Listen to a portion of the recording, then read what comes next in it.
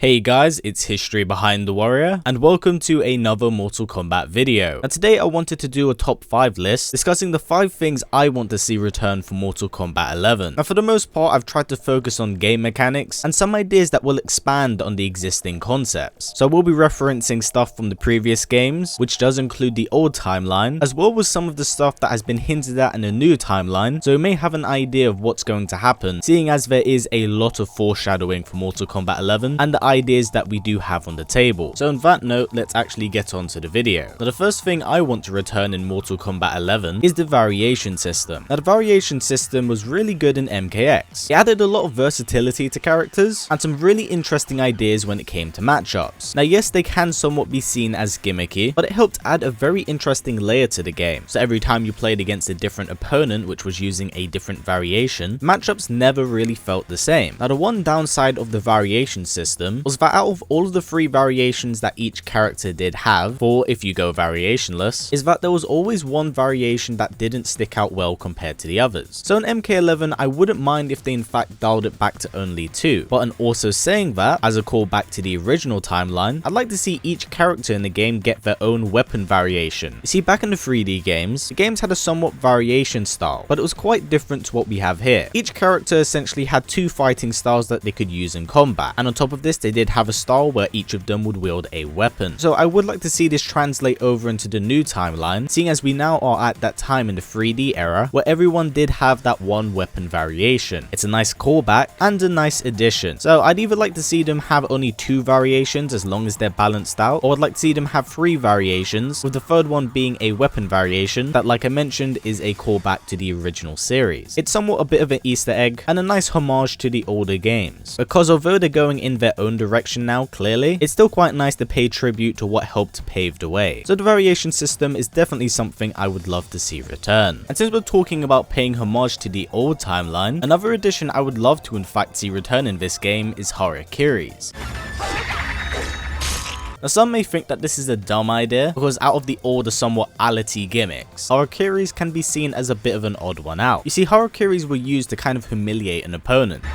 But unfortunately in this day and age, I don't see it translating over too well in that sense, because a lot of people will rage quit once they are defeated. But why don't we add another layer to that? Some of you may not get where I'm going with this, but instead of just having quitalities in the game, why don't we have Harakiris happen in the game when someone rage quits during a fatality sequence? I think it'd be a really cool addition to the game, as NRS did implement the quitality in MKX as the way of giving the victor a very satisfying way of actually winning. Harakiris can just be seen as that extra step. I mean, they could even remove quitalities as a whole and have them be replaced by Harakiris if people leave a match early. I personally think that's a really satisfying way of kind of finishing off your opponent, because they themselves are responsible for doing it to their own character. I think that would be a really cool addition to have in the game. Now another addition I would really like to see in the game is a gear system instead of just having skins, something that we did have in Injustice 2. But do hear me out, because as much as I do like the gear in Injustice 2, the grind for sets became grueling and stats became a nuisance. So I would only like to see it be implemented here if it's all cosmetic and we throw away the stats altogether. Because the one massive thing I did love about Injustice 2 was the ability to customize your own personal fighter. It helped you kind of transpose your own kind of personality onto that character. But a one massive downside to the gear system, especially if you only played strictly offline, was that stats would affect this. And unfortunately the grind became very tiresome. But I am aware that this may in fact be an aspect that people kind of enjoy, the constant grind to improve your gear and really kind of strengthen your character. But the one thing that should take priority over everything else is the gameplay, and if stats are gonna be affecting this and the different variations that exist, it may become a lot more complicated than it needs to be, because really the gameplay is the heart and soul of the game. So I wouldn't want visual items kind of affecting and changing what we do like, as Mortal Kombat X's gameplay was solid and the implementation of variations and style of gameplay just really gelled well together. So I wouldn't want to see a bunch of additions to the game that kind of overcomplicates a very simple formula. Now the fourth thing I would in fact love to see is to expand the crypt a lot more. The extra mini game in the Mortal Kombat series has always been a great addition to the game, and with each installment it grows more and more. But of how good the crypt was in MKX, it's going to be really hard to top what they did here, because there were puzzle aspects to them, jump scares which aren't always great, but I love the addition of seeing all the concept art and the ability to unlock fatal fatalities and brutalities, which were an amazing addition to the game. But how exactly do you take it to that next level? Well, here's quite a cool idea I would love to see them do with the crypt. As a lot of us do know these days, fighting games do come with a pre-order bonus, and in the case of NetherRealm Studio games, these pre-order bonuses are normally sub-bosses. Now let's face it, not everyone wants to have to pre-order a game in order to obtain that particular character, and people don't want to spend more money after buying a full-priced game. So some of you are probably getting the gist of where I'm going with this, but why not somewhat lock him in the crypt, but also take it that extra step forward? Have that pre-order bonus character function as a boss in the crypt. If they follow the same format as MKX, where you use particular items to get from area to area to a final arena. Now in this said final area will be the pre-order character slash sub-boss, and by defeating him you unlock him. Now yes, the whole crypt is tedious to unlock, but I feel like the whole grinding aspect will be worth it if you can unlock a character at the end, which is something we don't see in fighting games too much anymore. Plus it's also a nice way of not actually having to pay post-release for an already existing full price game. So this is most certainly an idea I would love to see get implemented here, as the crypt has always been a very satisfying part of the Mortal Kombat games. And the final thing I want to see in Mortal Kombat 11 is the return of Onaga. Now yes, this isn't so much a game mechanic, but I feel like there's been a lot of build up for this character and anticipation for his return, and Onaga is definitely a villain that fans do miss. His return has been in the pipeline ever since the Mortal Kombat X comic book series. And like what I mentioned earlier, it would be a great callback to the original timeline, as the new one does somewhat reflect the old one, and we are on the somewhat Deadly Alliance and Deception phase, so if they didn't really implement this character into the game, it would be a missed opportunity. But also in saying that, I am worried about one thing in particular, and that is really how they're going to be able to fit an Onaga storyline, a Deadly Alliance storyline, and an Outworld War arc all into one game. Now this may sound really cool, which it does sound, but it does worry me, as it does seem like it's the case of too many cooks in the kitchen. There's a lot of ideas floating about, and sometimes putting it all together into one thing might not work. So I do want to see Onaga come back, but I don't want the story to contain too many ideas and feel rushed. And if they were to implement all of these ideas, I do hope that the story mode is really damn long. Something that's a little bit longer than Injustice 2 story mode, which was actually quite lengthy. But yeah, that's kind of it for this video, guys. I do hope you've enjoyed it, as I have put some of my ideas in here. Now, which of these ideas would you love to see come to fruition? And if you have any of your own, please put it down in the comment section below. I do hope you've enjoyed this video. I just want to let you know that later on this week, I'll be making another Mortal Kombat video where I'll be talking about how the old timeline Scorpion stacks up to the new timeline Scorpion, as you guys seem to have liked that Liu Kang video quite a lot last week. Thank you again, guys, for all the support. And on Saturday, I'll be talking about who will most likely be the main big bad villain of Mortal Kombat 11, because like I mentioned, there's a lot of ideas on the table, so we do have quite a lot to work with here. And also, before I do finish up, I just want to let you all know that I did a podcast last week. It's about 2 hours long, and if you are interested in hearing me talk about video games and fighting games in general, please do check it out, as I've left a link for it in the description below. I'll also be featuring a few brief clips here after I finish my outro, so stick around if you want to have a rough idea of what I exactly talked about on the podcast. And before this video does wrap up, if possible, let's try getting it to about 500 likes, as last week YouTube in fact demonetized one of my videos. Now yes, it's a yellow symbol, but it may as well be demonetized, because I make that little money off it. Thanks YouTube. Anyway, yes, before this video does wrap up, if possible, let's try getting it to about 500 likes. It's a great way of helping out this channel, as you can clearly see YouTube's ad system is broken as hell. So by giving it a thumbs up, it helps out a ton. And if you want to go the extra step, we also have a Patreon set up, and a link for that will be down in the description below. Anyway guys, as always, please comment, like, subscribe, and share this video with everyone you know. Please take care, and I'll see you all next time.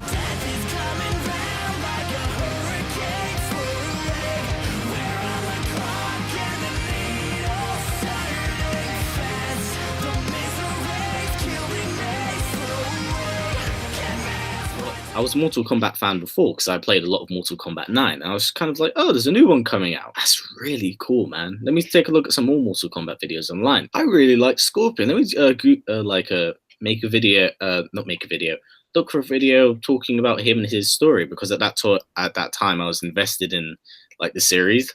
And I was wondering, it's like, oh, what's going on with this character?